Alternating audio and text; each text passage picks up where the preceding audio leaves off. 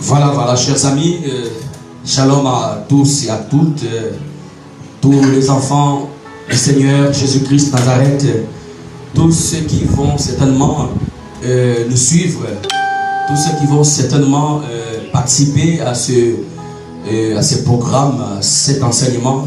Nous ne savons pas si réellement nous allons terminer. En tout cas, nous allons tout remettre entre les mains du Seigneur Jésus-Christ Nazareth. Donc, comme par rapport à l'annonce qui avait été faite hier,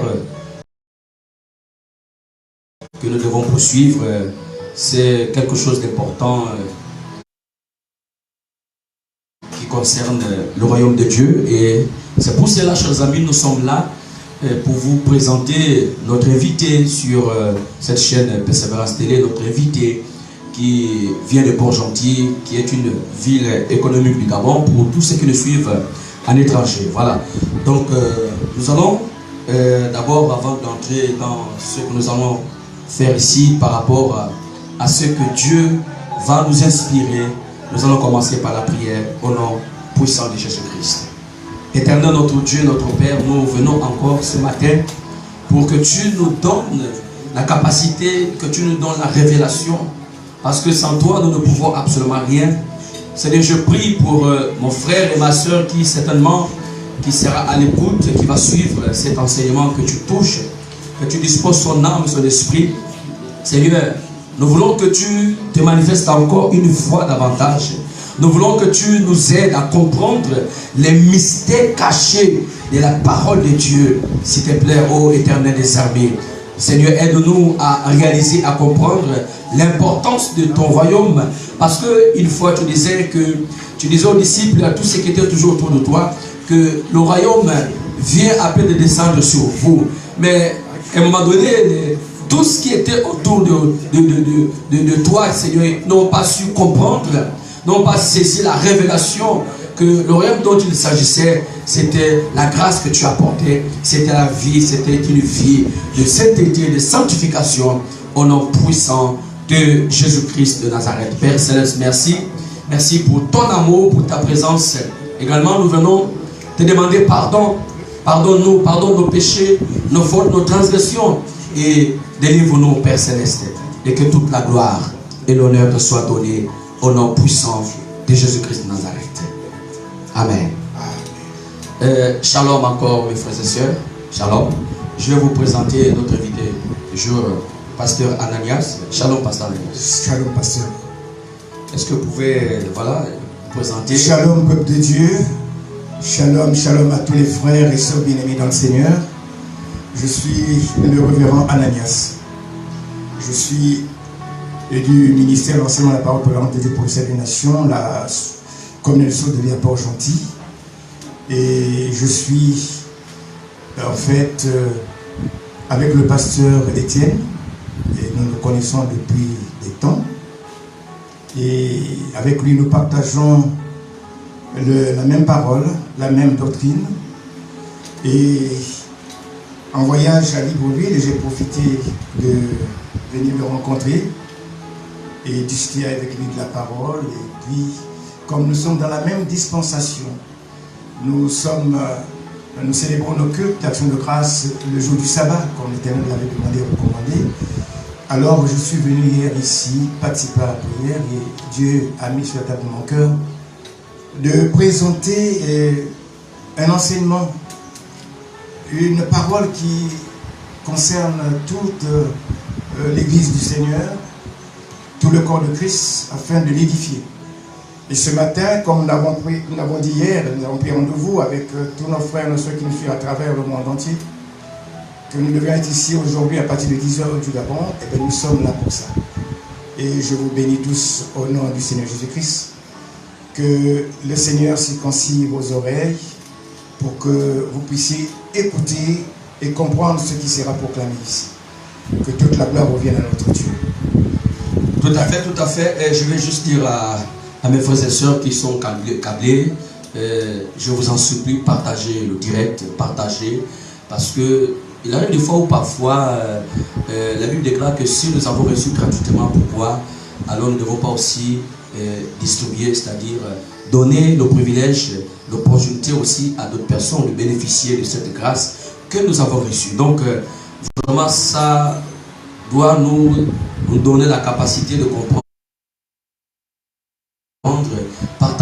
Partageons le direct, partagez pour édifier le corps de Christ, parce que vous savez, dans ce temps de la fin, les gens s'approchent plus aux mauvaises choses en fait. Vous allez remarquer que lorsqu'il s'agit par exemple nous voyons un peu tout ce que certaines personnes postent, que ce soit sur YouTube, bien sûr, sur Facebook, parfois c'est des choses qui n'ont pas de sens, parfois c'est des images bizarres, et des gens sont vraiment attentifs à ces choses. Et vous allez voir qu'il y a beaucoup d'abonnés, beaucoup de vues, mais on se pose la question, attends, quelque chose qui concerne le royaume des cieux, quelque chose qui concerne le royaume de Dieu, nous avons, il y a cette résistance-là qui fait en sorte que les gens en fait n'arrivent pas à mettre en valeur l'évangile, n'est-ce pas, pasteur? C'est vrai, pasteur, c'est une réalité que nous vivons.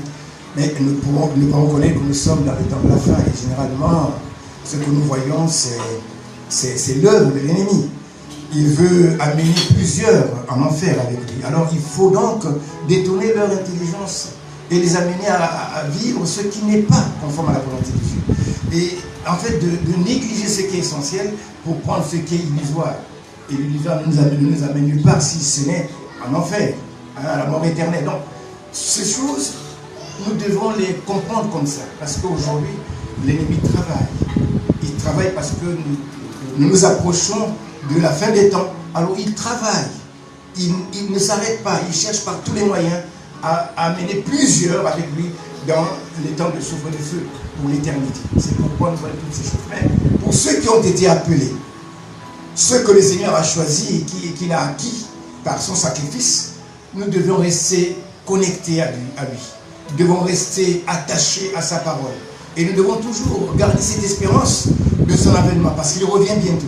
Alors nous devons prier, nous devons nous sanctifier, nous devons marcher conformément à sa parole, à ses préceptes, ses commandements qu'il nous a donnés, pour que nous puissions garder notre foi intacte jusqu'à ce qu'il revienne. Parce que vous savez, mes frères et sœurs, les temps sont durs et l'heure est grave. Si nous ne tenons pas et si nous faiblissons, nous sommes perdus. Alors tenons ferme. L'Éternel, notre Dieu, nous soutient. Il est notre soutien dans la détresse. Il est l'ultime soutien dans la détresse. Alors, attachons-nous à lui fortement et demeurons fermes. Voilà, c'est ce que nous devons voir. Tout à fait, demeurons fermes dans cette vision du Seigneur Jésus-Christ Nazareth. Demeurons fermes dans cet aspect, parce que le message de l'heure qu'aujourd'hui, c'est un message qui est trié dans certaines assemblées, c'est un message qui est trié dans certaines communautés, c'est un message qui est, je vais dire, trié dans le corps de Christ. Et vous allez remarquer que le peuple de Dieu, en fait, il y a des gens qui ne savent plus quoi faire, par où il faut aller, qu'il faut suivre en réalité. Parce qu'il y a tellement de confusion, tellement de choses. Mais moi, tout ce que je peux vous dire ce matin, chers amis, c'est de faire confiance à l'Éternel des armées, c'est de faire confiance au Seigneur Jésus-Christ Nazareth et le chercher en esprit, en vérité, afin qu'il se révèle en vous. Je vous assure que ce que nous sommes certainement en train de vous dire, certainement vous le savez déjà, en ce qui concerne l'enseignement sur le sabbat, l'enseignement sur les aliments impurs, l'enseignement sur, on va dire ça comme à la loi de la femme. Écoutez, ce sont des choses qui sont réelles et que Dieu ne fait que confirmer. Je me rappelle une fois, Pasteur Ananias, vous m'avez souligné un point tellement important. C'est tellement que Dieu nous accorde cette grâce qu'on puisse revenir sur cet enseignement vraiment qui cause tant de confusion, qui n'est rien d'autre que le sabbat, qui est le jour de l'Éternel. Donc, juste, c'est vrai que nous ne sommes pas encore entrés dans le vivement du sujet, mais juste peut-être donner un aperçu par rapport à cet enseignement sur le sabbat, parce que la fois dernière nous avons discuté et vous avez dit en fait que personne, parce qu'auparavant, lorsque vous avez commencé votre ministère, donc la cellule de prière, vous étiez en train de vous prier le dimanche. Mais à un moment donné, le Saint-Esprit lui-même s'est révélé à vous. Il vous a donné ensuite non seulement il vous a donné des recommandations très fermes là-dessus. Et il vous a montré que le jour auquel vous devrez réellement passer le culte avec les frères et sœurs devait être le jour du sabbat, n'est-ce pas? Effectivement, pasteur. C'est quelque chose de merveilleux. C'est un privilège que Dieu m'a accordé et accordé à tout le peuple de Dieu qui persévère avec moi. J'étais dans la dispensation du culte d'action de grâce le dimanche. Et un jour, alors que je me préparais à aller au culte, le Seigneur m'a révélé une écriture. Il m'a d'abord dit, j'ai entendu me dire, souviens-toi de sanctifier le jour du repos de ton Dieu. Et il m'a donné le livre et le chapitre et le verset. Et quand j'ai ouvert la Bible et que j'ai lu, je me suis retrouvé sur ce 4e commandement qui dit que nous devons sanctifier le jour du repos de notre Dieu, le jour du sabbat. Car Dieu a travaillé pendant 6 jours et le 7e jour il s'est reposé. Et nous aussi nous devons nous reposer pour rendre action de grâce à Dieu et pour l'adorer, le louer en esprit en vérité. Et dans la même période, un couple qui est avec moi dans l'église a reçu la même chose. Le mari, l'époux l'a reçu à 3 h du matin parce qu'il s'est réveillé pour sa prière du matin. Et la femme, c'est quand elle se réveille aussi, elle fouille la Bible et puis on lui donne ce verset d'Exode 20. Alors elle se dit, mais je ne sais pas. Et quand j'arrive à l'église, je leur dis, mais il semblerait que l'Éternel veut que nous changeons de jour de culte, d'action de grâce. Parce que l'Éternel vient m'interpeller ce matin pour me dire que nous devons sanctifier le sabbat, le jour de son repos. Et la femme se dit, oui, moi également, je viens de recevoir ça ce matin. L'homme dit, mais je me suis réveillé à 3 h du matin. Et quand j'ai ouvert la télé, et c'était MCI TV qui passait, alors j'ai écouté la même chose. Et quand j'ai lu, effectivement, c'est ce que Dieu nous recommande. Alors, nous étions déjà 3 qui avons reçu ça, et j'ai dit, c'est accompli. Alors, on est passé dans la dispensation du sabbat, où nous devons observer le jour du repos de notre Dieu. Et c'est comme ça que nous y sommes mis, et jusqu'à aujourd'hui. Et Dieu fait des merveilles dans nos vies. Amen. Parce que l'Éternel, il sait choisir des bonnes choses pour ses enfants. Ceux qui lui appartiennent réellement, il ne laisse pas se perdre. Parce que vous savez, dimanche, c'est le premier jour de la semaine. Ce n'est pas le 7e jour. Vous savez, je ne peux peut-être pas faire de développement ici. Le jour où nous aurons cet enseignement, nous ferons le développement et vous comprendrez pourquoi on a amené le culte d'action de grâce du sabbat au dimanche. Vous savez, si vous lisez Exode chapitre 20, verset 8, vous verrez que Dieu a dit que le sabbat c'est un jour béni, un jour sanctifié. Et c'est pour cette raison que l'Éternel nous a dit que nous devons nous reposer et observer ce jour comme une loi perpétuelle pour nous et pour nos descendants. C'est le 4e commandement, on l'a effacé. Parce qu'on ne voulait pas qu'on puisse connaître la vérité. Or, la vérité, c'est Dieu qui la donne, c'est Dieu qui nous la donne à travers sa parole, c'est le Saint-Esprit qui nous inscrit. Et tous les jours, il est au travail pour nous amener à comprendre les Écritures. Alors, ce n'est pas nouveau. Ce sont des choses qui sont arrivées parce que l'ennemi a agi pour nous amener à perdre ce que Dieu nous a donné gratuitement. Le sabbat, c'est un jour merveilleux. En tout cas, pour ceux qui sont dans cette dispensation-là, vraiment que Dieu vous bénisse encore. Gloire à l'Éternel, qui n'est rien d'autre qu'une évasion des hommes, qui n'est rien d'autre parce que souvent nous avons certaines personnes qui, peut-être que, bon, je ne pique pas tort, certainement qui n'ont pas reçu cette révélation, qui combattent ce message de cette loi du sabbat, que le Seigneur vraiment se révèle à eux.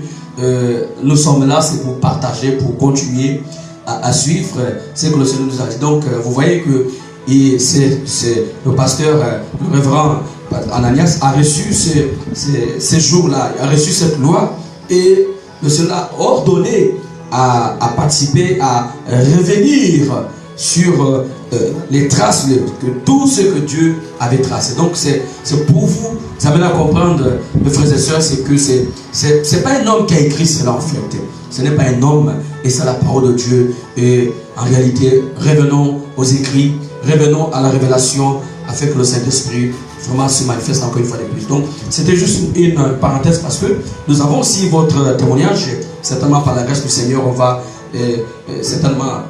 Nous avons l'occasion de présenter votre témoignage au nom puissant de Jésus. Donc nous allons revenir sur le sujet auquel nous sommes ici ce matin, qui n'est rien d'autre que la Bible déclare dans Matthieu au chapitre 6 au verset 33.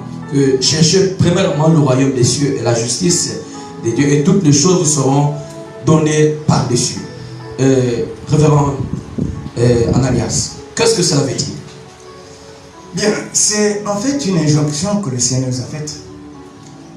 Et c'est là que tout homme de Dieu devait commencer l'action que Dieu lui a recommandé de faire, c'est-à-dire enseigner la parole. Parce que si le Seigneur nous dit que nous devons chercher premièrement, il dit premièrement, c'est parce que c'est primordial, c'est parce que c'est important, c'est parce que c'est ça le chemin. Il nous dit cherchez premièrement le royaume et la justice de Dieu. Et toutes ces choses vous seront données par-dessus. Mais nous avons commencé par toutes ces choses qui seront données après. On a renversé l'injonction ou la recommandation que le Seigneur nous a faite. Parce qu'aujourd'hui dans les églises, qu'est-ce que nous voyons? C'est des miracles, c'est des bénédictions qu'on recherche. On ne cherche pas le salut. Le salut est prêché, en tout cas à quelques occasions, sinon. Mais vous savez, Jésus-Christ n'est pas venu pour les miracles. Il n'est pas venu pour nous donner les bénédictions. Il nous a déjà bénis de toutes les bénédictions dans les célestes en lui, Jésus-Christ. Les bénédictions nous sont à notre disposition. Mais ce qu'il est venu nous enseigner, c'est la vie éternelle, c'est le salut. Et c'est pour cette raison qu'il nous a dit, cherchez premièrement le royaume de Dieu et la justice de Dieu. Qu'est-ce que le royaume de Dieu? Le royaume de Dieu, c'est la puissance du Saint-Esprit.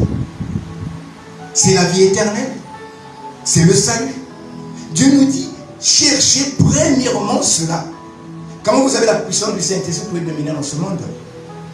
Puisque le monde entier sur la domination du malin. Mais vous, quand vous recevez le royaume de Dieu, vous recevez le Christ en vous, l'espérance de la gloire. Vous avez l'esprit de Christ en vous. Vous êtes Christ sur la terre. Et vous avez donc la domination sur la terre.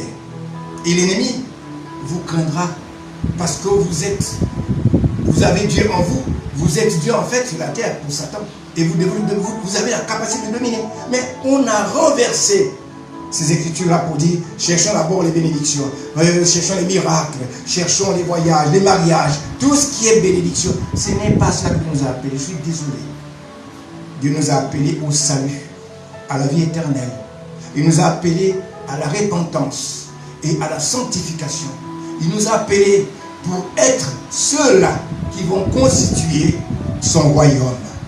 Et vous savez qu'il est prêt à venir. Il est à la porte, il arrive bientôt. Il vient chercher son église. Mais qu'est-ce qui constitue l'église de Christ? Ce sont les chrétiens qui ont le royaume de Dieu dans leur vie. C'est-à-dire qu'ils sont nés de l'Esprit de Dieu, qui ont le baptême du Saint-Esprit, qui ont le Christ en eux. C'est cela qui se vient chercher. Je suis désolé de vous le dire. Peut-être que ça va vous frustrer, mais je vous dis la vérité. Mes frères, mes sœurs, quand Christ viendra, il ne viendra pas chercher tous les chrétiens ou tous les croyants qui sont dans l'église. Non, je suis désolé. Il viendra chercher ceux qui lui appartiennent. Et ceux qui lui appartiennent, c'est qui? Ce sont ceux qui ont la marque de Christ, ceux qui ont le Saint-Esprit en eux. C'est ceux-là que le Seigneur viendra chercher. Parce qu'il ne descendra pas sur cette terre. Il ne va pas toucher le sol souillé sur lequel nous vivons. Il restera dans les airs. Il va utiliser un système d'aimant pour attirer ceux qui l'appartiennent. Si tu n'as pas la marque de Christ, tu ne peux pas être attiré. C'est comme l'aimant. L'aimant ne prend que des choses qui ont les mêmes propriétés que lui. Et si tu n'as pas les mêmes propriétés que Christ, tu ne vas pas monter dans les airs à son rencontre. Tu resteras. Voilà pourquoi il nous a dit, cherchez premièrement le royaume et la justice de Dieu. Et le royaume et la justice de Dieu, c'est quoi? C'est la capacité que Dieu nous donne de nous présenter devant lui sans aucun motif de culpabilité, de condamnation ni d'imperfection. Dieu nous a rendus justes lorsque nous avons reçu le Saint-Esprit. Il a effacé tous nos péchés et nous sommes devenus une nouvelle créature. Et donc, en ce moment-là, nous lui ressemblons et nous lui appartenons à part entière. C'est ce qu'il nous a dit. Alors, ce que nous devons faire aujourd'hui, c'est chercher le royaume de Dieu. Parce que plusieurs chrétiens sont dans l'église, ils ne connaissent même pas ce que c'est que le royaume de Dieu. Ils ne connaissent même pas ce que c'est que le Saint-Esprit. On ne leur enseigne pas ça. On leur dit, c'est pas que vous êtes de nouveau parce qu'on vous a plongé dans l'eau. Oui, c'est un baptême, oui. Mais qu'est-ce que dans le baptême de Dieu? C'est la repentance. Paul nous l'a dit dans Acte 19. c'est pour se repentir de ses péchés. Et c'était pour attendre le Messie qui venait. Mais le Messie est arrivé. Il a marché sur cette terre, il a mangé lui avec tout ce qui était avec lui. Il a été crucifié à la croix de Golgotha, il est mort, il a été enseveli. 3 jours plus tard, il est sorti du sein de la terre, vivant et glorieux. Et pendant 40 jours, 40 nuits, il a enseigné aux 12 premiers témoins chefs d'avance, moins Judas Iscariote, le royaume de Dieu qui est la puissance du Saint-Esprit. C'est pourquoi il leur a dit, vous restez à Jérusalem. Vous ne quittez pas Jérusalem, vous restez ici. Parce que c'est ici où j'ai été crucifié. Et c'est ici où vous donnerez mon témoignage. Effectivement, ils sont restés là. Et quand ils ont reçu le royaume de Dieu, la puissance du Saint-Esprit de la Pentecôte, vous avez vu ce qui s'est passé quand vous lisez la Bible, vous comprenez ce qui s'était passé ce jour-là. Et on a vu, et ceux qui ont vu ont cru, plusieurs ont été nés de nouveau ce jour-là. Il y a eu 3000 âmes qui ont été baptisés du Saint-Esprit. C'est autant vous dire que c'est quelque chose de primordial, de très important. Alors nous devons chercher le roi. Premièrement, quand j'arrive dans une église, la première des choses que je dois demander à mon pasteur, c'est de me baptiser du Saint-Esprit. Pas si seulement il ne le fait pas. Qu'est-ce que je fais dans l'église? Oui, je marche dans la droiture, dans l'intégrité, je me sanctifie, je fais tout. Oui, est-ce que j'ai déjà reçu l'Esprit de Christ? Sinon, demande au pasteur de te baptiser du Saint-Esprit. Parce que quand le Seigneur viendra, tu ne vas pas monter dans les airs si tu n'as pas sa marque. Cherchons la marque de Christ. Et là, nous serons sauvés. C'est même, en tout cas, le royaume et la justice sont les fondamentaux de la quête du chrétien dans l'église. C'est ce que nous devons rechercher. Mais on a renversé les choses. On veut les miracles, on veut les bénédictions. Mais non, quand tu reçois le Saint-Esprit, tu as la plénitude de Dieu. Et Dieu l'a dit. Quand Jésus a reçu le Saint-Esprit après le baptême du Jourdain, quand la colombe est descendue sur lui, qu'est-ce que Dieu a dit? Il a dit, celui-ci est mon fils bien-aimé en qui j'ai mis toute mon affection. L'affection divine repose en toi qui reçois le Saint-Esprit. Et quand le Saint-Esprit vient en toi, il vient avec toutes ces évidences, les 9 évidences et les 9 fruits. Et donc vous êtes complet. Et c'est ce que nous devons rechercher. Mais les choses sont que on cherche ce qui est illusoire. On ne cherche pas ce qui est essentiel. L'essentiel, c'est le Saint-Esprit. Lorsque vous êtes né de nouveau, le Saint-Esprit est la vie éternelle. Vous êtes justifiés par Dieu. Vos péchés ne vous sont plus imputés. Dieu a tout effacé. Vous voyez le privilège que Dieu nous a donné. Et dans la grâce, c'est ça la norme. Dans chaque administration, il y a eu une norme que Dieu a édictée. Et dans la de la grâce, la norme, c'est le baptême du Saint-Esprit. C'est le Christ en vous, l'espérance de la gloire. Quand vous l'avez reçu, eh bien vous avez reçu Dieu dans votre vie. Vous avez le salut. Vous êtes en Christ en ce moment-là. Et ça vous donne la fortification spirituelle et la croissance spirituelle. Parce que nous grandissons en ce moment-là spirituellement. Et nous avons une intégrité spirituelle vraiment saine et véritable. Et c'est ce que Dieu nous demande de chercher. Alors, mes frères, mes sœurs, ne vous laissez pas borner par les vains discours qu'on nous proclame tous les jours. Viens chercher ton miracle. Viens faire ceci, viens avoir ceci. Non, ce n'est pas ça la vie. La vie éternelle, c'est le Saint-Esprit. Et donc, vous voyez que lorsque vous recevez le Saint-Esprit, la puissance du Saint-Esprit, c'est quoi? C'est avec cette puissance que Dieu gère ou gouverne l'univers tout entier. C'est avec ça que Dieu gère ou gouverne le royaume des cieux. C'est avec ça. C'est cette puissance que Dieu nous donne pour dominer sur la terre, pour dominer sur l'ennemi et toute sa cohorte. C'est ce que Dieu veut que nous cherchions premièrement. Parce que si nous renversons les choses, ben on est faible, voyez-vous. La plupart des chrétiens des églises sont faibles. Pourquoi? Parce que simplement, ils n'ont pas cherché à recevoir le Saint-Esprit. C'est ça la vérité. L'ennemi nous crible, nous accable dans l'église, dans nos vies, parce que simplement on n'a pas la puissance d'en haut. Nous devons la chercher pour que ça porte. Il faut la voir. C'est une vérité. Le royaume des cieux, le royaume de Dieu, c'est la puissance du Saint-Esprit, je le dis. Le royaume des cieux, c'est l'étendue sur laquelle Dieu exerce la puissance du Saint-Esprit. Sa puissance à lui. C'est un privilège que Dieu nous a donné de recevoir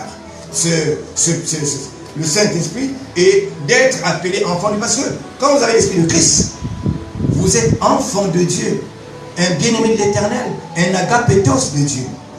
Vous avez la plénitude de Dieu en vous. Et donc, vous pouvez marcher dignement dans ce monde, avec une assurance que peu importe ce qui peut arriver demain, moi, mon intention est de la nuit. Alléluia. C'est ça le problème.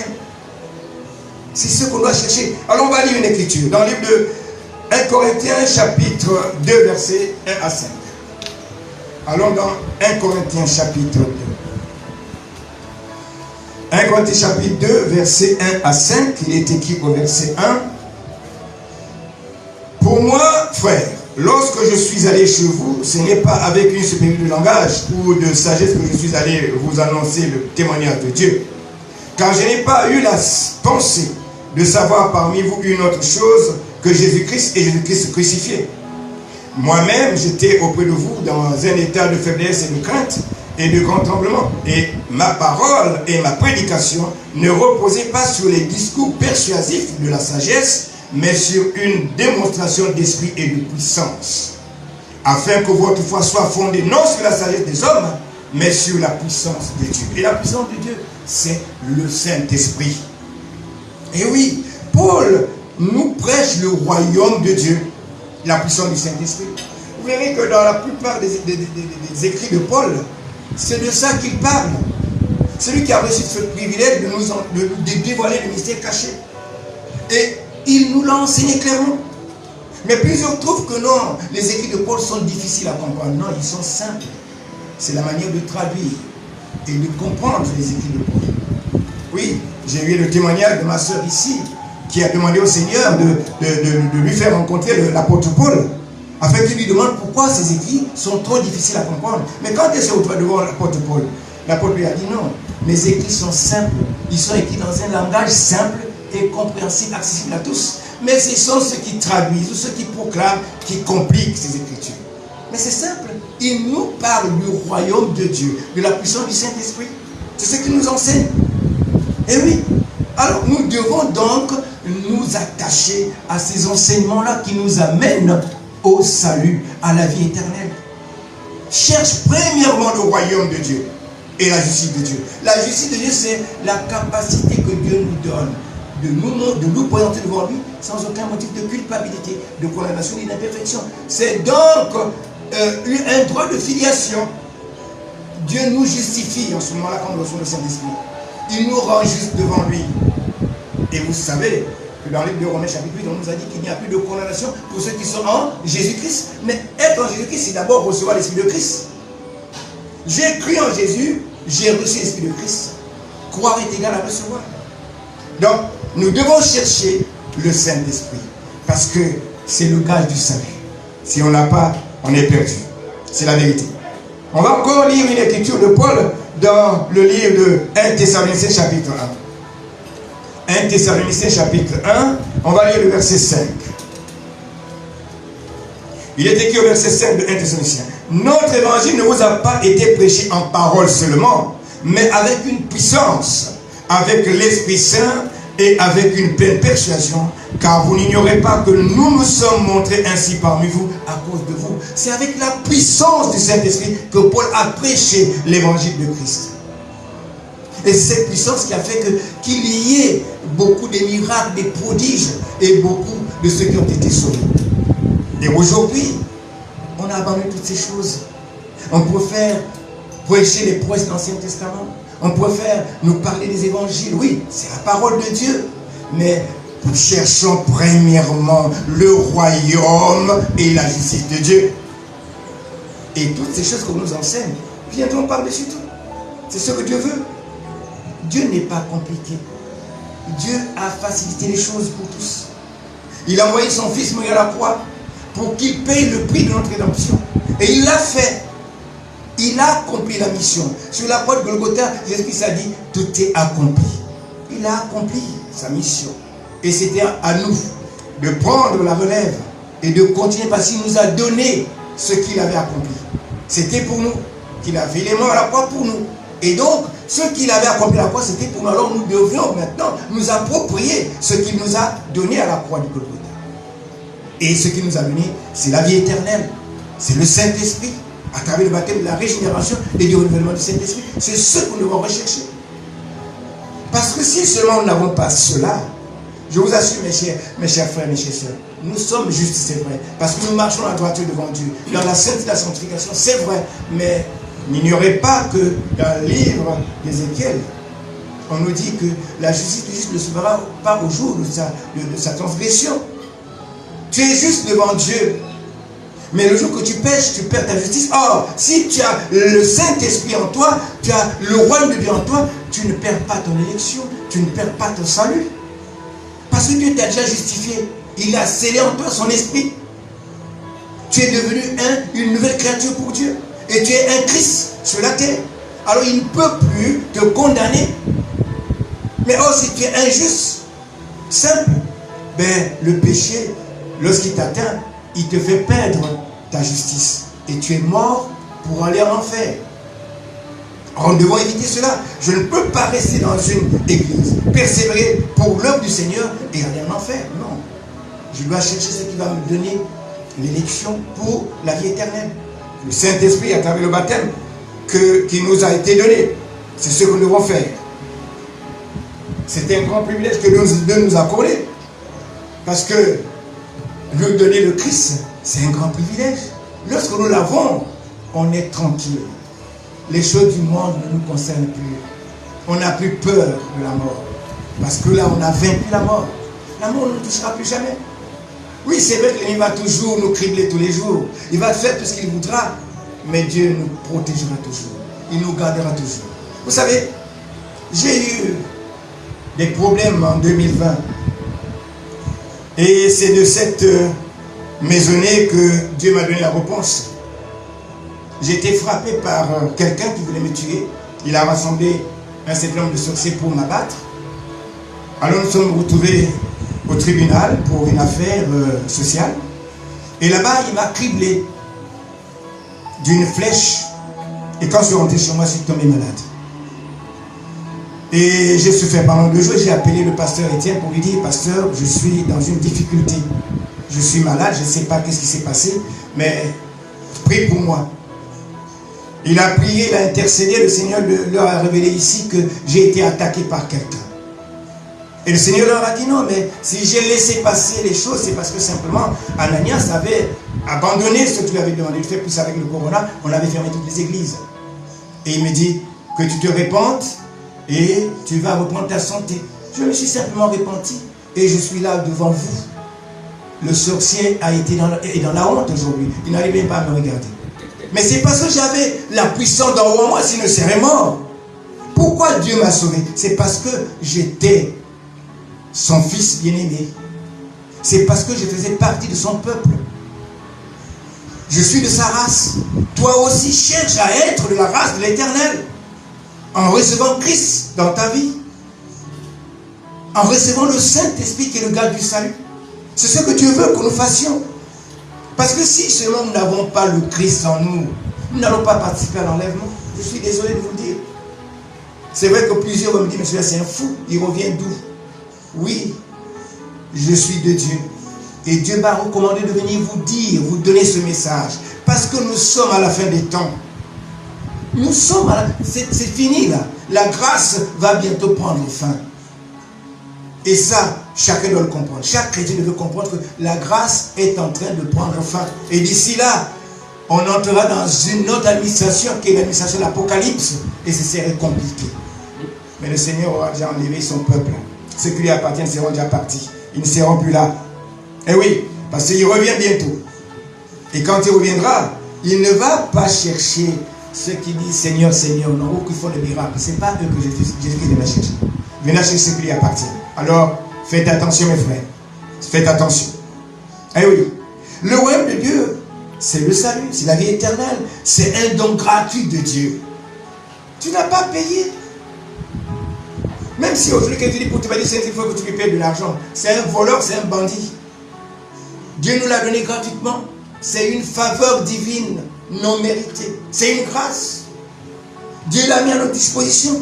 Non, mon frère, c'est pour toi que Dieu l'a mis à disposition. C'est pour toi. Alors, saisis cette grâce et baptise-toi du Saint-Esprit. Cherche là où tu peux être baptisé du Saint-Esprit. Vis dans une sanctification totale. Crains l'Éternel, marche selon sa volonté. Et cherche chaque jour. Demande à Dieu de te donner le Saint-Esprit. Il te donnera. Il va te le donner parce qu'il l'a mis à ta disposition. Donc cherche. Tu ne vas pas perdre quelque chose, mais tu vas gagner ce qui est essentiel dans la vie. Et tu vas gagner la vie éternelle. Ce ne sont pas les richesses qui nous amènent au ciel. Non, ce ne sont pas tous les biens de la terre là qui vont nous amener. Non, ce ne sont pas aussi nos œuvres qui nous amèneront au ciel. Non, je suis désolé. Ce n'est pas parce que je suis bon que ma route est tracée pour le ciel. C'est faux. Si je n'ai pas Christ en moi, c'est vanité des vanités. C'est pourquoi, mon frère, écoute et médite cette parole que je suis en train de te proclamer. Cherche le Saint-Esprit. Et oui, cherche le Saint-Esprit. Né de nouveau. Et le Christ va t'accompagner. Alors, on va chercher à lire une écriture dans Tite, chapitre 3. Tite, chapitre 3. Et on va lire le verset 5. Tite, chapitre 3, verset 5 nous dit ceci. Il nous a sauvés, non à cause des œuvres de justice que nous aurions faites, mais selon sa miséricorde, par le bain de la régénération et le renouvellement du Saint-Esprit. Il nous a sauvés non à travers nos œuvres. Non, ce ne sont pas les œuvres qui nous donnent le salut. Non. Je peux être le plus bon du monde.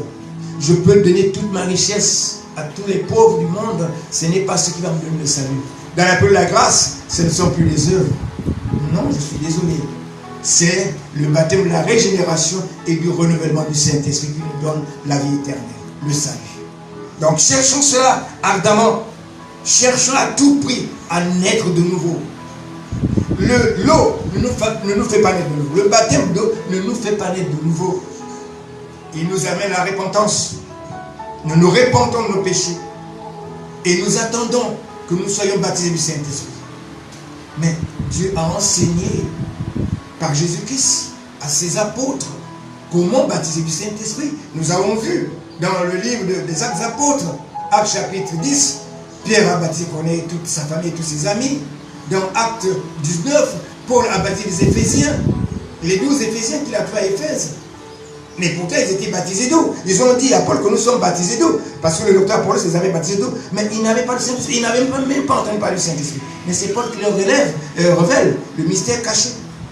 Et qui les baptise du Saint-Esprit. Donc vous comprenez que c'est vraiment important. C'est un sujet important dans les temps actuels. Si hier, nous n'avons pas eu cette connaissance, mais aujourd'hui, Dieu nous donne cette connaissance. Alors, saisissons-la. Faisons un effort de saisir cette grâce que Dieu nous a accordée. Ne la perdons pas, parce que si nous la perdons, nous sommes morts.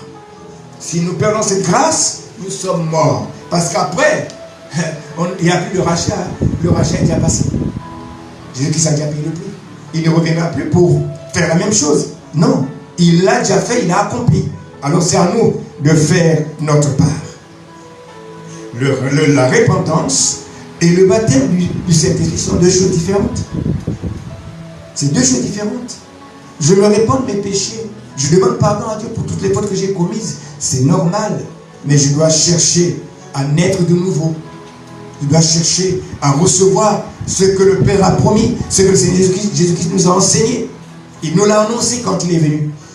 C'est ça ce que nous devons chercher. Et ce serait la recherche primordiale que nous devons faire, c'est celle-là. Recevoir le Saint-Esprit de Dieu et être appelé enfant de Dieu. C'est ce que nous devons chercher. En tout cas. Et c'est ça. Alors, nous avons dit que la justice, c'est un droit de filiation. Dieu ne nous condamne plus. Nous n'avons plus de motif de nous condamner aussi nous-mêmes parce qu'il y a l'autocondamnation qui nous poursuit chaque fois. L'ennemi nous accuse toujours. Tu as fait telle chose, non? Et quand on nous dit, le péché là vraiment. Mais non, tu es né de nouveau l'Esprit de Dieu. Ne te condamne plus toi-même. L'autocondamnation n'est pas de Dieu. C'est l'ennemi qui le fait pour t'empêcher de progresser dans la marche avec le Seigneur. Alors examine-toi tous les jours. Réponds-toi. Et Dieu effacera ton péché. Parce que tu es né de nouveau. Et il n'est plus possible de t'imputer tes péchés. Parce qu'il a dit qu'il n'y a plus de condamnation pour ceux qui sont en Jésus-Christ. Tu es en Jésus-Christ. Dieu ne te condamne plus. Tu as été rendu juste devant Dieu. Et oui, tu es juste. Et oui, malgré toutes nos imperfections, malgré tous les désirs que nous avons faits, lorsque nous avons reçu le Saint-Esprit, Dieu a tout effacé, il a tout oublié. Et je te dis, quand tu as commis une faute, fléchis genoux, répands-toi, et il effacera ce que tu as fait de mal. C'est ça le privilège que Dieu nous donne. Dans le livre de Romains chapitre 10, versets 9 à 10, on nous a donné une écriture fondamentale, une écriture importante. Mais nous lisons cette écriture tous les jours. Nous ne voyons pas ce que cette écriture déclare, parce que simplement nous sommes aveuglés.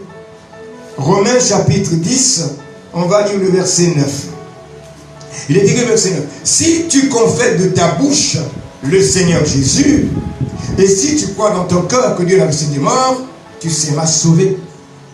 Si tu confesses de ta bouche le Seigneur Jésus, et si tu crois dans ton cœur que Dieu l'a ressuscité des morts, tu seras sauvé.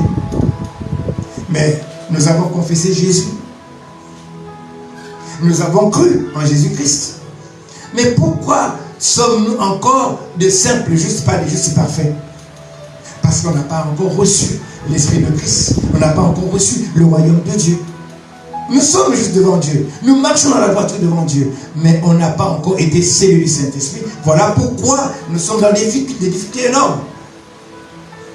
Notre vie est jonchée de plusieurs embûches, plusieurs difficultés, plusieurs problèmes. Mais on n'a pas la capacité de briser toutes ces choses parce qu'on n'a pas la puissance d'en haut. Or, nous devons rechercher cette puissance pour briser toutes les obstacles que l'ennemi a placés sur notre chemin. Dieu a aplané notre itinéraire. En recevant le Saint-Esprit, il a tracé notre chemin jusqu'à la Nouvelle Jérusalem. Alors, cherchons cette capacité. Cherchons à recevoir le Saint-Esprit. Cherchons à naître de nouveau. Et lorsque nous aurons reçu le Saint-Esprit, je vous assure, mes frères et sœurs, vous serez un être différent. Très différent. Je me souviens bien quand j'ai reçu le Saint-Esprit, quand je suis né de nouveau, et que j'expérimentais cette puissance, dans la rue, plusieurs personnes me fuyaient, ceux qui étaient sorciers. Ils ne pouvaient pas me rencontrer parce que j'avais en moi et autour de moi la gloire de Dieu qui resplendissait avec une puissance inouïe. Et plusieurs fuyaient. Ils ne pouvaient pas me croiser mon chemin. C'est autant dire que lorsqu'on a le Saint-Esprit, on a la puissance de Dieu. C'est la vérité. Amen. C'est la vérité. Et Dieu veut que nous ayons cette puissance. Voilà pourquoi il nous a recommandé de chercher premièrement le royaume de Dieu et sa justice. C'est vraiment important. Je vous assure, c'est très merveilleux. Dieu est bon. Notre Dieu est bon. Vous savez, c'est des choses que plusieurs n'ont pas cherché à connaître, mais que nous vous révélons maintenant. Mais il y a encore du temps. Il y a encore du temps pour chercher le Saint-Esprit, pour naître de nouveau. Ce n'est pas encore perdu. Le Seigneur n'est pas encore arrivé. Il nous annonce déjà qu'il arrive bientôt. Mais c'est le temps de se préparer. Alors cherchons donc à naître de nouveau. Parce que nous devons être scellés du Saint-Esprit pour être plus forts et plus puissants dans ce monde. Et oui, c'est ça ce que nous devons faire. Dans le livre d'Éphésiens chapitre 1, Éphésiens chapitre 1, dans le livre le verset 13, on va lire quelque chose d'important que Dieu nous a donné. Dans Éphésiens chapitre 1, verset 13. Il est écrit verset 13 on nous dit: en lui, vous aussi, après avoir entendu la parole de la vérité, celle que nous vous enseignons aujourd'hui, l'évangile de votre salut, en lui vous avez cru et vous avez été scellés du Saint-Esprit qui avait été promis. En Jésus-Christ, nous avons reçu le Saint-Esprit qui a été promis. Et nous avons été scellés de cet Esprit de Dieu. Nous sommes scellés du Saint-Esprit. Ça dit qu'il est scellé en nous. De la tête jusqu'à la plante des pieds. Et donc, si cela est scellé en nous, qu'est-ce que Dieu voit en nous? Il nous voit comme des Christ. Et le sorcier nous voit comme des Christ. Et une puissance qui lui fait peur. C'est ça la chose que nous devons rechercher. Vous voyez, c'est vraiment important. Je vous assure, mes frères, mes sœurs, c'est quelque chose que plusieurs ne comprendront peut-être pas. Parce que Dieu, mais ces gens, ils étaient où? Mais on nous enseigne notre parole. Oui, on vous enseigne notre parole parce que l'ennemi est passé par là. Vous savez qu'il cherche toujours à détourner les enfants de Dieu du vrai chemin. Si vous n'avez pas une relation parfaite avec Dieu, vous ne pouvez pas recevoir la révélation de Dieu. Non. Cherchez d'abord à avoir cette relation et cherchez à naître de nouveau. Et vous verrez que les choses de la vie seront plus simples. Je vous assure, c'est merveilleux. C'est très merveilleux. Donc nous avons été scellés du Saint-Esprit, de cette puissance d'en haut. Et c'est ce que le Père a promis. Le Seigneur Jésus nous l'a dit. Il a dit à ses disciples, je ne vous laisserai pas orphelins. Je vous enverrai un consolateur qui va vous conduire dans toute la vérité, le Saint-Esprit qui viendra sur vous. Il a dit, vous restez à Jérusalem, ne quittez pas Jérusalem, restez ici. Et vous recevrez une puissance, le Saint-Esprit qui surviendra sur vous. Et vous serez mes témoins à Jérusalem, dans la Judée, la Samarie, jusqu'aux extrémités de la terre. Nous sommes aux extrémités de la terre, nous avons reçu ce que le Père a promis, la puissance d'en haut. Mais nous ne sommes pas différents de toi ou de toi, ma soeur, toi, mon frère, qui me regarde, qui m'écoute. Nous sommes de la même nature. Mais nous avons eu pour préoccupation de rechercher le royaume de Dieu. Voilà pourquoi Dieu nous a établis là. Je ne suis pas passé par une école de théologie pour être enseignant de la parole. Non. J'ai été appelé par le Seigneur. Depuis ma tendre enfance, Dieu m'avait déjà montré des choses. J'ai connu l'enlèvement, j'avais encore 7 ans. Dieu me l'a enseigné. Le Seigneur Jésus m'a amené pour me montrer l'enlèvement. Et pour me dire, ceux qui sont au ciel en robe blanche, ce sont ceux qui sont sauvés, les servants de l'Éternel. Moi, je n'étais pas encore né de nouveau. Je ne connaissais même pas la parole de Dieu. Vous comprenez que Dieu nous a prédestinés avant la fondation du monde à être ses enfants bien-aimés. Mais toi aussi, mon frère, si tu as été appelé par le Seigneur, c'est que tu as été aussi prédestiné. Alors cherche ardemment le baptême du Saint-Esprit. Cherche à naître de nouveau et tu verras la gloire de Dieu de ta vie. Christ en vous, l'espérance de la gloire, c'est ce que la parole lui déclare. L'espérance de la gloire. Car quand il viendra, nous serons dans une gloire incommensurable, indescriptible. Cherche cela, mon frère, ma soeur. Cherche. En tout cas, notre Dieu est un Dieu juste, un Dieu parfait. Cherche, tu trouveras ce qui t'amènera au ciel. Dans le livre de Philippiens, chapitre 3, versets 8 à 9, vous savez, nous partons aussi rapidement parce que simplement, nous voulons gagner du temps pour que cet enseignement vous soit totalement donné. Parce qu'il faut que vous ayez déjà au moins l'essentiel de ce qui va vous amener à connaître réellement Christ et avoir son esprit. Philippiens chapitre 3, on va lire le verset 8 à 9. Au verset 8, il est écrit: et même je regarde toutes choses comme une perte à cause de Christ, à cause de l'excellence plutôt de la connaissance de Jésus-Christ, mon Seigneur, pour lequel j'ai renoncé à tout. Je les regarde comme de la boue afin de gagner Christ et d'être trouvé en lui, non avec ma justice, celle qui vient de la loi, mais avec celle qui s'obtient par la foi en Christ, la justice qui vient de Dieu par la foi. La justice qui vient de Dieu par la foi, c'est le Saint-Esprit. Quand vous le recevez, Dieu te justifie, il te donne sa justice, c'est que tu n'es plus condamné. Il n'y a plus de condamnation pour toi, parce que Dieu t'a justifié. Et cela, c'est par la foi que nous recevons cette justice. La foi en Jésus-Christ. C'est par la foi que nous recevons cette justice. Et si tu crois réellement en Christ, et si tu as confessé Jésus-Christ, mon frère et ma soeur, tu dois recevoir le Saint-Esprit. Car croire est égal à recevoir. Cherche Bats-toi, parce que c'est le gage du salut.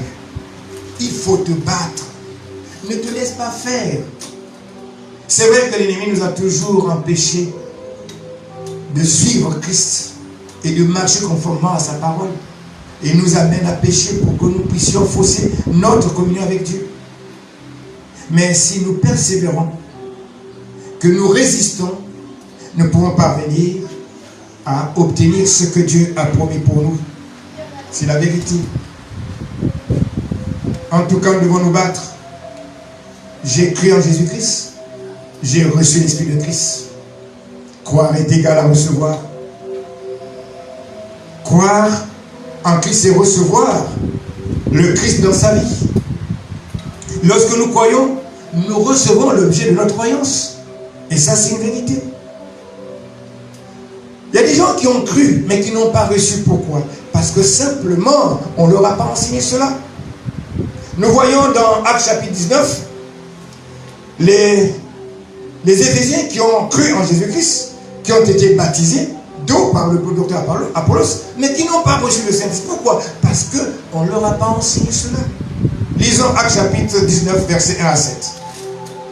Pendant qu'Apollos était à Corinthe, Paul, après avoir parcouru les hautes provinces de l'Asie, arriva à Éphèse. Ayant rencontré quelques disciples, il leur dit: avez-vous reçu le Saint-Esprit quand vous avez cru? Avez-vous reçu le Saint-Esprit quand vous avez cru? Et ils lui répondirent: nous n'avons pas même entendu dire qu'il y ait un Saint-Esprit. Et Paul dit: de quel baptême avez-vous donc été baptisés? Et ils répondirent: du baptême de Jean.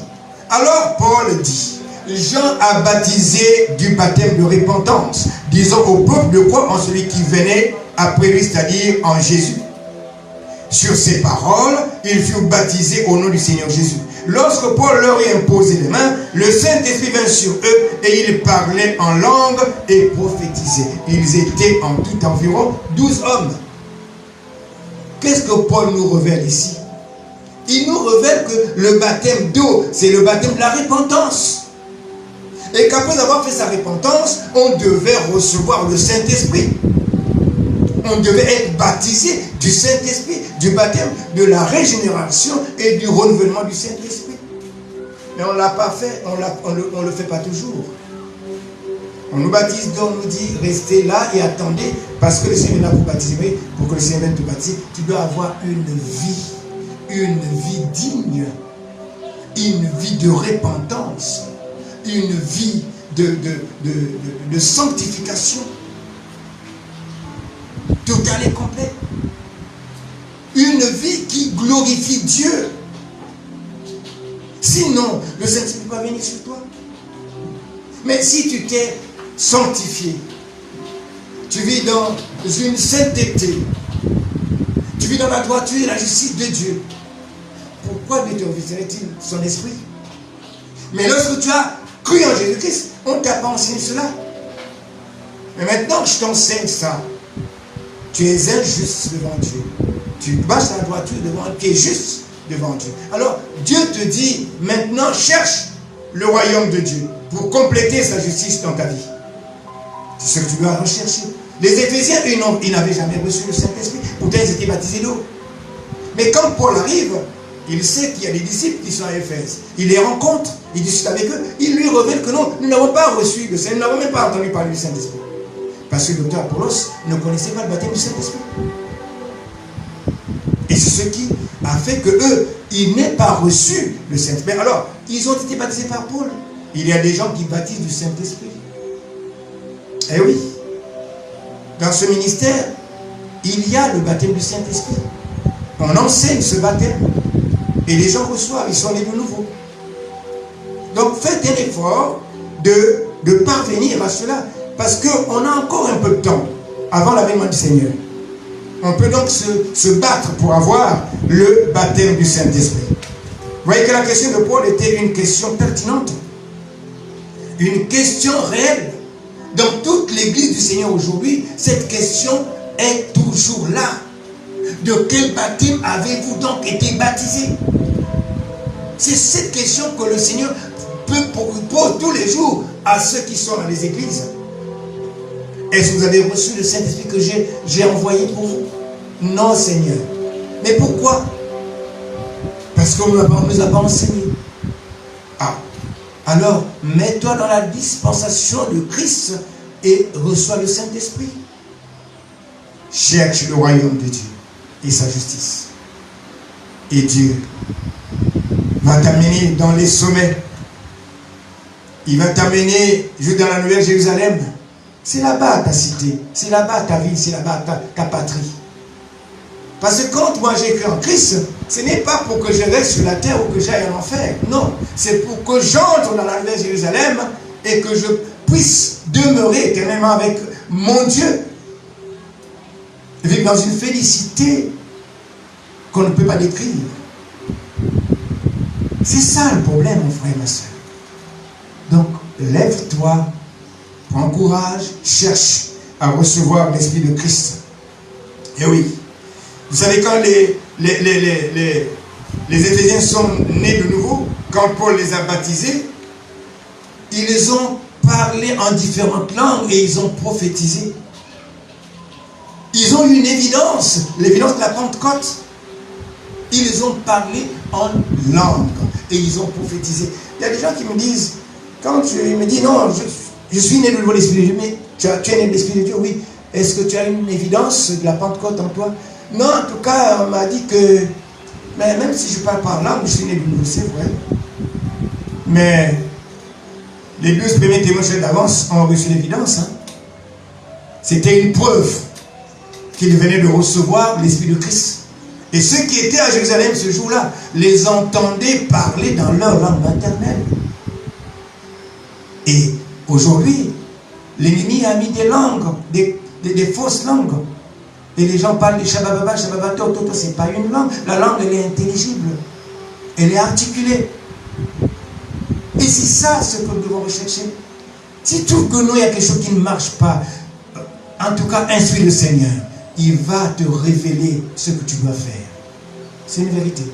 Surtout quand tu as une disposition spirituelle normale et une communion parfaite avec Dieu, le Seigneur ne te laissera pas tomber en enfer. C'est impossible. Sinon, nous autres là, on serait déjà préparés pour aller en enfer. Parce que ce que nous avons fait, quand on regarde notre passé, on a honte de nous-mêmes. Mais dans sa miséricorde infinie, il a effacé toutes ces choses et il nous a rendus juste devant lui. Et tout est possible à Dieu, à celui qui croit. Et rien n'est impossible à Dieu. Si tu crois, tu verras la gloire de Dieu. C'est la vérité. Et donc, lorsque nous regardons ce qui s'est passé dans le livre d'Actes 19, dans le chapitre des Actes des Apôtres, on comprend que lorsque tu as cru en Jésus-Christ, tu reçois l'Esprit de Christ. Et croire est égal à recevoir. Ils ont cru et ils ont reçu. Pour les a baptisés. Ils ont donc eu les 9 évidences de la manifestation du Saint-Esprit en eux. Ils ont eu les 9 fruits du Saint-Esprit. Les 9 fruits de l'Esprit. Alors, ils sont donc complets. Toi et moi devions être complets. Toi, tu dois aussi chercher à être complet comme les autres. Il faut l'être, mon frère, ma soeur. Parce que les temps sont durs. Tout ce que nous vivons aujourd'hui, la Bible l'a proclamé avant. Pour ceux qui ont de la sagesse et qui comprennent le livre de l'Apocalypse et le livre de Daniel, vous pouvez comprendre que tout ce qui se passe aujourd'hui avait déjà été proclamé, a été déjà prophétisé. Donc rien n'est nouveau aujourd'hui. Mais c'est maintenant nous préparer à cela. Parce que ce qui arrive est grave. Très grave. Donc nous devons nous préparer. Et pour se préparer, il faut avoir la puissance d'en haut. Il faut avoir la puissance du Saint-Esprit. Sinon, on va faillir, on va faiblir, et on va tomber dans le pied de l'ennemi. Et il nous jettera en enfer. Nous devons éviter cela. Alors, au regard de tout ce que nous venons de dire et de comprendre ici, L'obtention du royaume de Dieu, sa justice, est un atout que Dieu nous a donné. Et il nous a donné tous les éléments nécessaires qui pourront nous permettre de recevoir son esprit. C'est une vérité. Et quand nous avons reçu le Saint-Esprit, nous avons tous les atouts de prospérité, des atouts de puissance, d'autorité. Nous avons d'élévation de gloire. Nous avons tous ces atouts. Parce que le Saint-Esprit nous apporte tout. C'est la raison pour laquelle le Seigneur Jésus nous recommande de chercher premièrement le royaume et la justice de Dieu. Et le reste des choses nous sera donné par-dessus. Il dit bien, toutes choses vous seront données par-dessus. C'est-à-dire sans exception.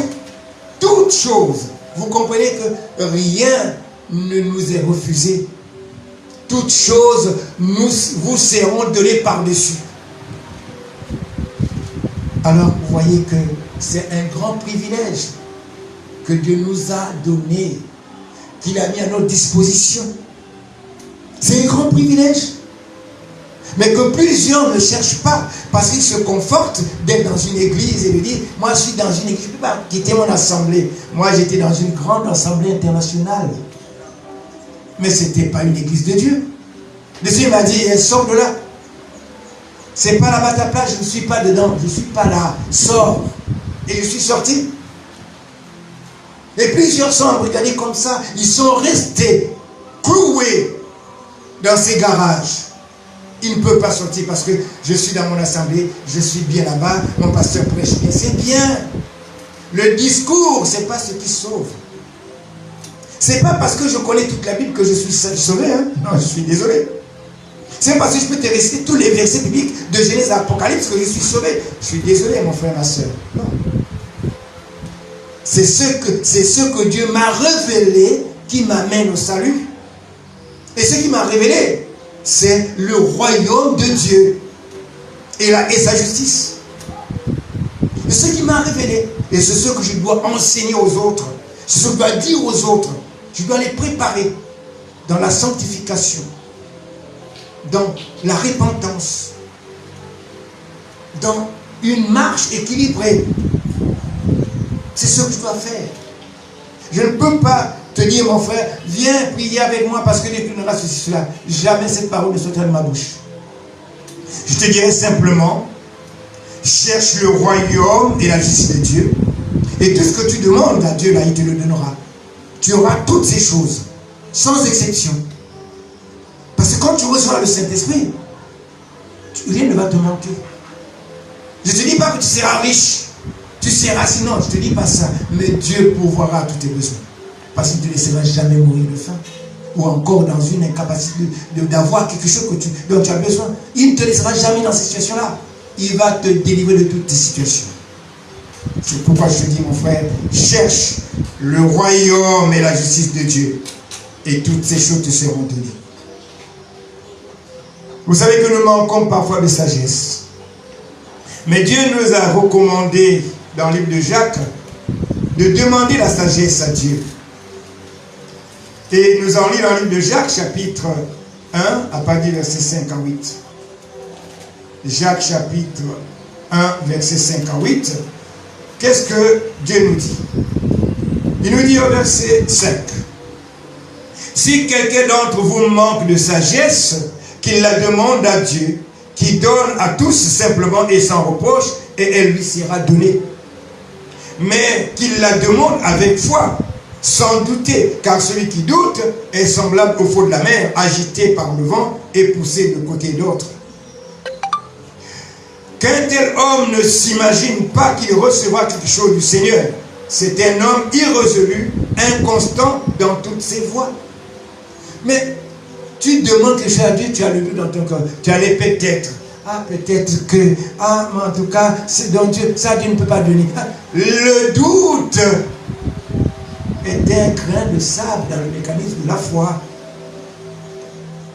Il va, en fait, gâter ta machine de croyance.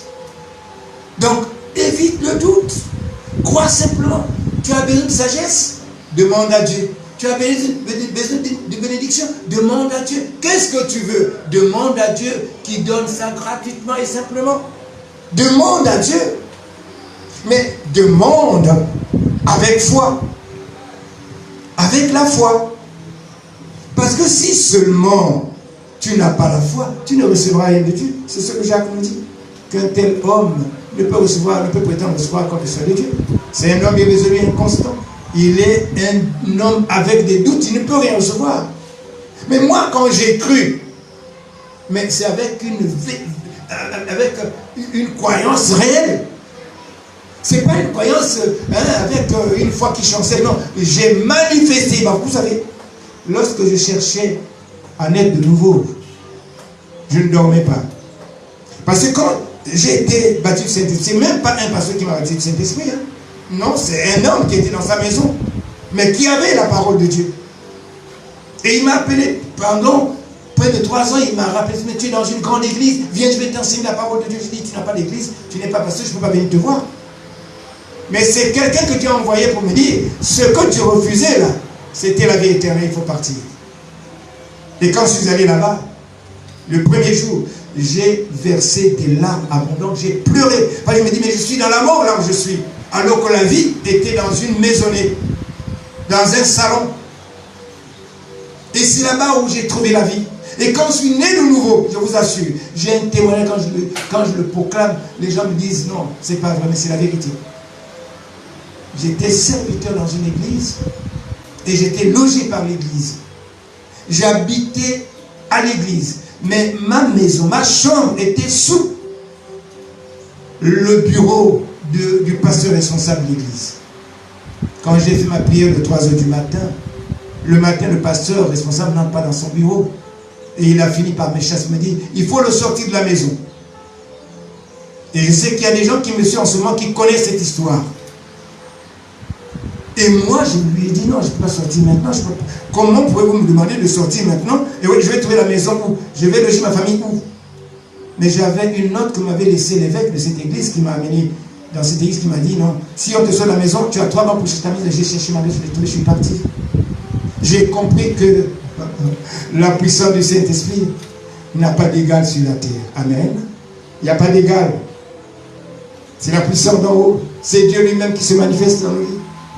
Donc vous comprenez que c'est fort. C'est vraiment merveilleux. Donc cherche mon frère, cherche. Demande à Dieu. Demande simplement, il va te donner. Demande-le avec assurance, avec précision, sans l'ombre d'aucun doute. Parce que quand tu as le doute, on aura tout faussé.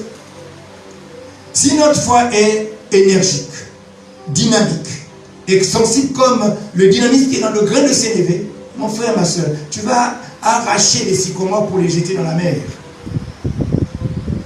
Dans le domaine de l'oubli. L'exemple que le Seigneur a pris du grain de sénévé, ce n'est pas parce que ce grain est petit. Non, ce n'est pas pour sa petitesse que le Seigneur a donné cet exemple du grain de sénévé. C'est à cause du dynamisme qui est dans cette graine. C'est la plus petite graine qui puisse exister. Mais lorsqu'elle tombe en terre, une terre fertile, elle germe, elle devient un arbre sur lequel les eaux du ciel viennent mettre leur nid pour se loger. C'est ce dynamisme-là que le Seigneur a voulu montrer. Même si ta foi est grande comme un grain de sénévé, mais le grain de sénévé, c'est la plus petite plante, la plus petite graine. Mais comment cette foi-là qui est petite comme un grain de sénévé peut arracher un sycomore? Mais c'est à travers la puissance du Saint-Esprit qui est en nous, qui nous donne une croyance énergique, dynamique, extensible. Notre foi ne peut pas faillir. Parce que nous avons une assise spirituelle, réelle, véritable, puissante. Le Saint-Esprit. C'est la base de notre salut et de la puissance que Dieu a mis en chacun de nous. Donc rien ne peut nous ébranler. Peu importe les situations. Moi, je vous assure que je connais des situations graves et difficiles, mais je n'ai jamais paniqué. Même si c'est quelqu'un qui tombe là devant moi, il est en train de mourir, je ne panique pas. J'ai toute cette assurance que je ferai une prière et Dieu va relever cet homme-là ou cette femme-là. Peu importe le résultat, mais je sais que mon Dieu fera quelque chose. cette foi-là, c'est le Saint-Esprit qui la soutient dans nos vies. Parce que les situations, quand elles arrivent, tu trembles. Tu trembles. Parce que tu dis, mais qu'est-ce que je vais faire là? Mais non, il n'y a rien à faire. C'est Dieu qui travaille. Tu es né de nouveau? Fonce et agis. Le Seigneur est ton soutien. Tu sortiras vainqueur. Et oui, nous avons notre victoire. C'est Jésus-Christ, notre victoire. Il a vaincu la mort. Et il nous a donné sa vie. Et sa vie est dans le Saint-Esprit. La vie, c'est le Saint-Esprit. C'est la vie éternelle. Il nous l'a donné. Mais pourquoi veux-tu mourir, mon frère, ma soeur? Pourquoi veux-tu aller en enfer? Toi qui crois en Jésus-Christ. Pourquoi ne cherches-tu pas à naître de nouveau? Pourquoi ne cherches-tu pas à recevoir l'Esprit de Christ? Pourtant, il l'a mis à ta disposition. Il est disponible aujourd'hui. Donc, cherche. Tu vas trouver le Saint-Esprit. Le Seigneur lui-même nous l'a conseillé. Plusieurs fois, dans les évangiles, il nous a parlé de la réception du Saint-Esprit. On va lire dans le livre de Luc chapitre 17. Parce qu'avec le Saint-Esprit, nous réalisons des exploits merveilleux. Luc chapitre 17, et on va lire le verset 5 à 6. Il est écrit au verset 5 de Luc chapitre 17 ceci. Nous lisons. Verset 5. Luc chapitre 17. Les apôtres dirent au Seigneur, augmente-nous la foi. Et le Seigneur dit, si vous aviez de la foi comme un grain de sénévé, vous diriez à ce sycomore, déracine-toi et plante-toi dans la mer, et il vous obéira. Si tu as une foi comme un grain de sénévé, tu diras à ce sycomore, déracine-toi de là et jette dans la mer, il va t'écouter, il va t'obéir. Mais comment le sycomore sera-t-il déraciné si toi tu n'as pas la puissance d'en haut? La foi simple ne te donnera pas des résultats positifs. Parce que c'est une foi qui sera une émotion. Or la foi, c'est une ferme assurance des choses qu'on espère. Une démonstration de ce qu'on ne voit pas. C'est démontrer que la chose n'existe même pas. Mais moi je crois qu'elle existe. Et elle arrivera. Je la verrai, je la toucherai. J'ai une ferme assurance que lorsque j'ai proclamé une parole, cette parole a un impact qu'elle produit. Et même quand je proclame cette parole, je sais que ceux qui suivent cette parole, qui sont embrigadés par l'ennemi, ils sont en train de souffrir. À travers le monde, je sais qu'il y a des gens qui suivent cette émission, mais qui sont dérangés parce que la parole que je suis en train de proclamer est en train d'avoir un impact dans leur vie et dérange les entités du monde éternel qui les accaparent. C'est une vérité. L'ennemi n'aime pas entendre cette parole. Vous donnez l'orientation qui vous amène au salut. Il ne peut pas accepter ça. Voilà pourquoi il a conduit la plupart de nos frères pasteurs à enseigner les miracles, à enseigner les bénédictions. Parce que le royaume de Dieu, la puissance du Saint-Esprit, n'est pas enseigné dans l'église. Sinon, l'ennemi ne pouvait pas toujours nous cribler et puis nous mettre dans la défaite. Non, il ne pourrait pas. Réveillez-nous, mon frère et ma soeur. Il faut se réveiller. Et oui. Il faut se réveiller. Luc 17, nous avons lu le verset 5 à 6. Et nous avons vu que si nous avons une foi comme un grain de sénévé, ben nous pouvons faire des exploits. C'est la vérité. C'est une vérité. Alors, vous savez que le grain de sénévé a une vitalité, un dynamisme. Et c'est ce que nous devons voir dans notre croyance. Un dynamisme, une vitalité dans notre foi. C'est ce que Dieu veut que nous ayons, que nous cherchons. C'est ça ce qu'il faut faire. Alors, vous savez que le Seigneur lui-même, il nous a dit aussi que nous devons chercher le Saint-Esprit. Nous devons chercher le royaume de Dieu. Vous vous rappelez que le Seigneur nous avait dit que ceux qui ont soif, qu'ils viennent boire aux eaux, qu'ils viennent boire et les sous d'eau vive pour le rendre leur sein. Il nous l'a dit. Mais l'esprit de vivre, c'est quoi? Mais c'est la puissance du Saint-Esprit. C'est ce que lui nous a demandé d'avoir. Mais si nous n'avons pas ça, mon frère, ma soeur, on est perdu. Parce que quand Christ viendra et qu'il enlèvera son église, il y aura des justes qui vont rester là. Hein. Mais vous savez la persécution qui va s'en suivre après? Il faut vraiment être de Dieu pour supporter la persécution qui va s'en suivre après. Je vous assure que c'est difficile et compliqué. Très difficile. Parce que ce que l'ennemi est en train de programmer, plusieurs ne vont pas le supporter. Ils vont se laisser faire pour recevoir la marque du diable, donc la marque de la bête, et ils iront en enfer. Cadeau. Je vous assure, cadeau. Parce que Dieu nous a donné tous les moyens qui nous permettent aujourd'hui d'échapper à ce que l'ennemi est en train de préparer. C'est naître de nouveau et recevoir le Saint-Esprit de Dieu et marcher dans la droiture, dans une croyance énergique, dans la victoire de Christ. C'est la vérité. Donc vous comprenez que c'est un devoir, une obligation pour chaque chrétien de chercher le Saint-Esprit, de méditer de la parole, de lire la parole, de la méditer, et aussi d'agir conformément à cette parole que nous avons reçue. Il faut avoir le dynamisme et la vitalité du grain de sénévé pour déraciner ces sycomores qui sont dans nos vies. Et oui, c'est ça ce que nous devons faire. Cherchons le royaume et la justice de Dieu. Le reste nous sera donné par-dessus. Oui, vous comprenez, je ne voudrais pas m'étendre dans ce que veut dire le grain de sénévé, le sycomore et la mer. Vous pouvez comprendre que le grain de sénévé, c'est notre foi, c'est notre croyance, qui est dynamique, énergique, extensible, inébranlable. Le sycomore, ce sont les difficultés que nous connaissons dans nos vies. Et la mer, c'est le domaine de l'oubli. Quand le sycomore a été jeté dans la mer, tous les problèmes que nous avons sont effacés et oubliés. C'est ce que le Seigneur voulait nous montrer ici. Et nous comprenons que tout ce que nous avons connu et que Dieu a enlevé de nos vies n'existe plus. Ça a été arraché une fois pour toutes. Et nous sommes aujourd'hui libres. Nous marchons tranquillement dans ce monde, bien que l'ennemi ne cesse de nous cribler. Eh oui.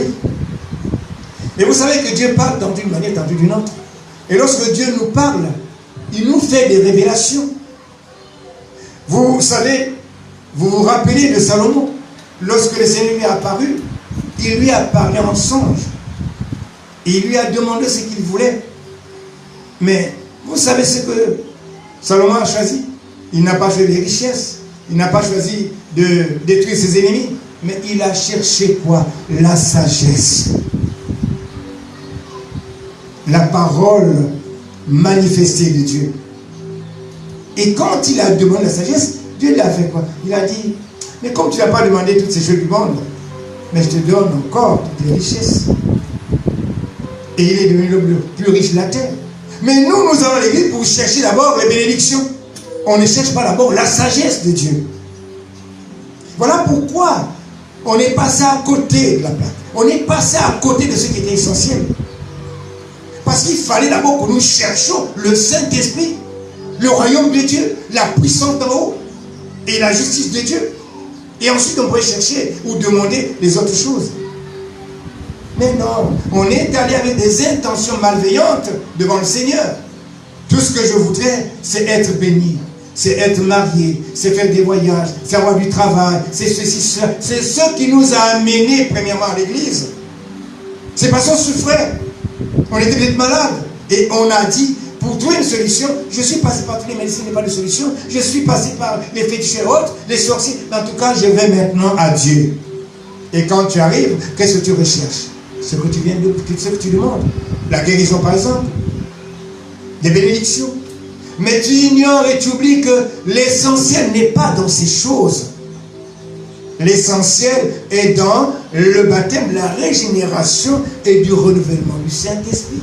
Le salut est dans le Saint-Esprit. La vie éternelle, c'est le Saint-Esprit. Tu n'as pas cherché cela, mon frère, ma soeur. Cherche maintenant que tu écoutes ces paroles. Cherche. Dieu te le donnera. Il est un Dieu vivant et vrai.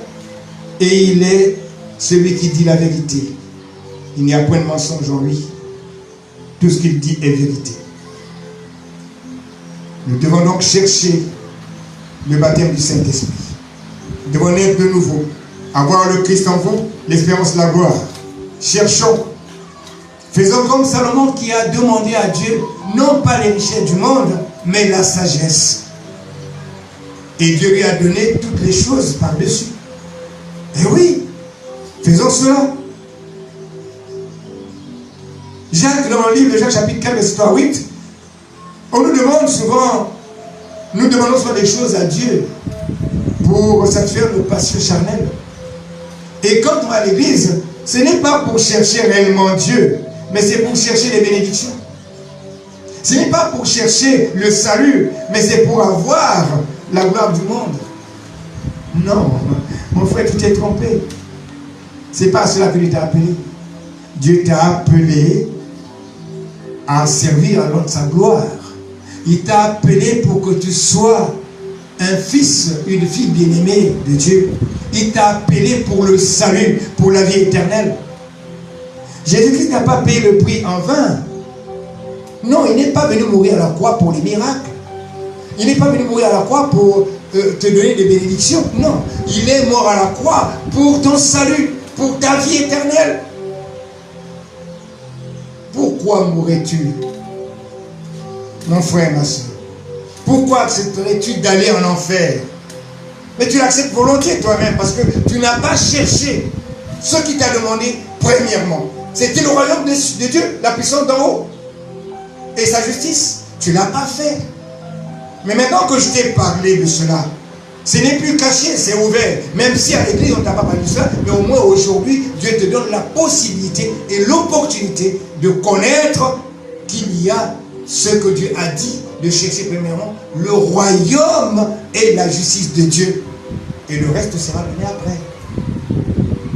Je vous en supplie, mes frères et mes sœurs, comprenez que l'heure est grave. L'heure est grave. C'est difficile aujourd'hui. Il faudrait que nous nous mettons à cœur de chercher le Saint-Esprit de Dieu. De chercher le royaume et la puissance de Dieu. De chercher notre salut. Parce que demain sera trop tard. Aujourd'hui, c'est le Seigneur qui vient frapper à ta porte, qui te dit, oui, je te vois tous les dimanches à l'église. Tu viens adorer l'image de la bête, c'est vrai, mais tu as une foi, une croyance en moi. Alors moi, je t'invite à recevoir ce que le Père a promis, ce que je vous ai annoncé, le Saint-Esprit qui surviendrait sur vous, afin que vous soyez mes témoins là où vous êtes, dans votre maison, dans votre famille, dans votre vie, dans votre patrie. Vous serez mes témoins là-bas, pour montrer aux autres que je suis vivant. C'est ce que le Seigneur Jésus-Christ vient de te dire ce matin. Cherche l'Esprit de Christ, né de nouveau, et lui, il t'amènera à habiter avec lui dans la Nouvelle Jérusalem. C'est à cela que le Seigneur Jésus-Christ est allé préparer une place là où est son Père. Et toi, cherche aussi à avoir ta place là-bas et que ton nom soit inscrit dans le livre de vie de l'agneau. Parce que si tu n'as pas ton nom dans le livre de vie de l'agneau, mon frère, ma soeur, tu resteras à l'enlèvement. Tu ne vas pas partir avec les autres, tu vas rester. Je suis désolé, mais je suis obligé de te dire la vérité. Je ne peux pas te la cacher. Nais de nouveau, reçois le Saint-Esprit et marche selon la volonté de Dieu. Parce que le Saint-Esprit ne te conduira pas dans les perversités. Il te conduira dans la droiture, dans l'intégrité de Dieu. Il te conduira dans la sagesse de Dieu. Il te conduira au salut, à la vie éternelle. C'est le message de ce matin. Si vous l'avez aimé, que Dieu vous bénisse. Shalom à tous. Gloire au Seigneur Jésus-Christ. Voilà, chers amis, nous sommes arrivés à la fin de ce message par rapport à notre invité, le révérend Pasteur Ananias, que nous avons reçu et qui vient de Port-Gentil, dans une ville du Gabon, la ville économique du Gabon. Donc nous restons certainement demain. Nous serons ici demain. Je ne sais pas si l'homme de Dieu demain ou bien... En tout cas, nous verrons demain. Je crois qu'on sera encore là. Voilà, pour je crois à la même heure. À la même heure, oui. À la même donc heure.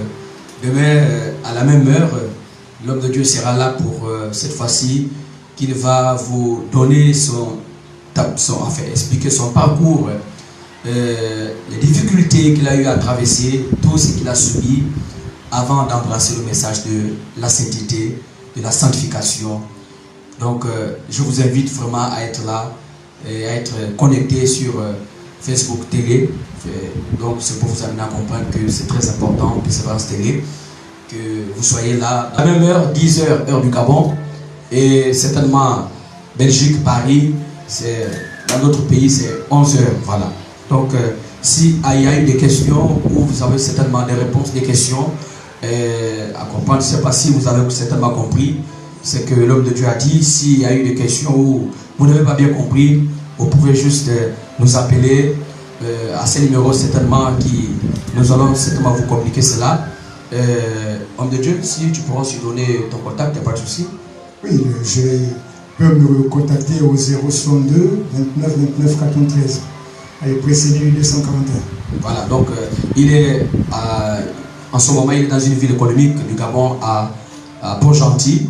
Et pour ceux qui sont ici, qui nous savent, qui connaissent déjà qui nous sommes, vous pouvez juste appeler au 074 04 57 93. Donc s'il y a des questions ou certainement il y a des choses que vous n'avez pas compris, on va certainement vous expliquer encore clair et net. Que le Saint-Esprit vous garde et qui vous bénisse. Homme de Dieu, une prière. Oui, une prière pour le peuple de Dieu qui vient de recevoir ce message. Priez. Béni soit l'Éternel notre Dieu, le Père de gloire, d'amour et dont la miséricorde durera toujours. Seigneur, nous te disons merci pour cette parole merveilleuse, puissante et inégalable que tu as encore proclamée ce matin. Nous voulons, Seigneur, que cette parole puisse toucher une multitude afin que tout ce qu'ils ont reçu pour notre Dieu puisse se lever et chercher ce que tu as proclamé, ce que tu as annoncé, que nous devons rechercher premièrement le royaume et la justice de Dieu. Que cette parole ait un impact dans la vie de tous ceux qui ont suivi cette émission, cette parole qui a été enseignée ce matin. Seigneur, ne permets pas à l'ennemi de voler cette parole, mais de la déposer dans le corps de chacun comme une sémence qui va germer, grandir et qui va produire des fruits qui vont devenir dans la vie de chacun. Ce que nous désirons et souhaitons, Seigneur, c'est le salut de plusieurs. Car plusieurs ont cherché ta face, plusieurs croient en toi, mais ils n'ont pas eu la possibilité de recevoir le baptême de la régénération et du renouvellement du Saint-Esprit. Mais maintenant, Seigneur, nous venons leur proclamer cela. Chacun se mettra alors à chercher ardemment le royaume de Dieu et sa justice. Merci au nom de Dieu de les fortifier, de les garder tous et de les amener à se lever dans la connaissance de ta parole, afin que, Seigneur, personne ne reste ou ne demeure dans sa situation, mais plutôt que chacun se lève, grandisse dans l'espérance de ton retour, afin que tous ensemble nous soyons enlevés et que nous soyons avec toi là où tu seras, maintenant et pour l'éternité. Que toute la gloire te revienne. Au nom suprême de Jésus-Christ, nous allons prier pour tous. Amen. Amen. Donc voilà, merci. Que le Saint-Esprit vous garde et qui vous protège. Donc nous serons ici demain pour le témoignage du serviteur et du Seigneur qui l'a amené dans d'autres dimensions, toutes les difficultés qu'il a eu à traverser. Donc restez connectés et que le Saint-Esprit vous garde et qui vous bénisse. Shalom.